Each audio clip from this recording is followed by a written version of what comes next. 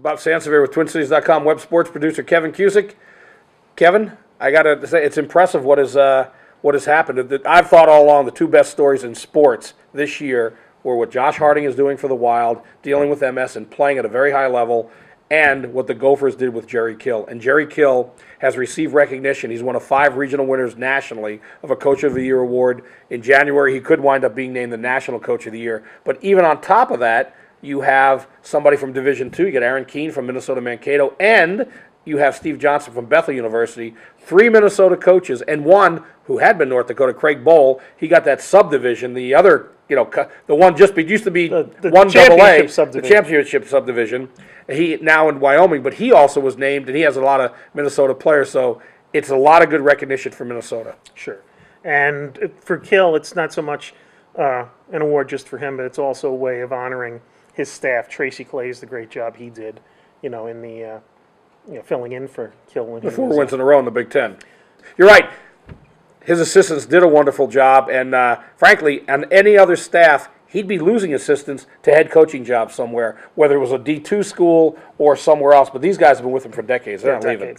And, they've got a nice bowl game coming up for them, because of the fact that it's so winnable. I shared a stat with you earlier today, the fact that if the Gophers win this week, it is only their second 9-win or more season in the last 108 years. The only one being Glenn Mason's team that won the Sun Bowl in 2003, won 10 games. So if they get a 9th win over Syracuse in the esteemed Texas Bowl, just a great thing for the program. Well, and the Texas Bowl, by the way, we talked to one of their linemen before on 105 The Ticket, before they found out. And Sports Radio 105? Sports Radio 105 The Ticket, which you are also a member of the family. But his comment was, before they found out, yeah, we'd love to go anywhere but Houston. We don't want to go back to Houston. Well, yeah. Texas Bowl's in Houston, by the way, and against a 6-6 Syracuse team. Not just a 6-6 Syracuse team, a team that has given up 48 or more points 4 times, a team that lost 56-0 to Georgia Tech and 59-3 to Florida State. You could look it up. This is not a good team.